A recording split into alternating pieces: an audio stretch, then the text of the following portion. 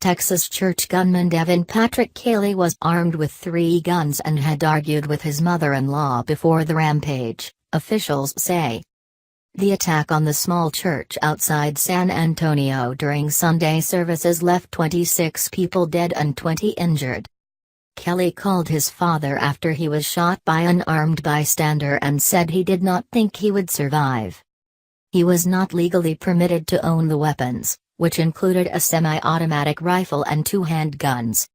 Freeman Martin, the regional director for the Texas Department of Public Safety, told reporters it appeared that Kelley died from a self-inflicted gunshot wound after first being shot by a Good Samaritan. This was not racially motivated, it wasn't over religious beliefs, Mr. Martin said. There was a domestic situation going on with the family and in-laws, he said, adding that the mother-in-law had received threatening text messages from Kelley in recent days.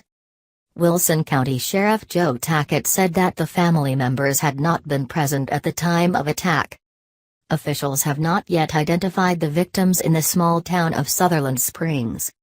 10 of the injured victims are in hospital in critical condition, with officials warning that the death toll could rise. Sutherland Springs, the victims.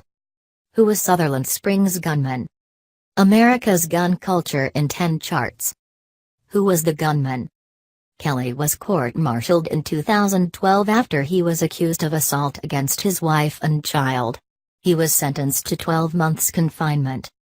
He received a bad conduct discharge 2 years later, according to Ann Stefanik, a U.S. Air Force spokeswoman.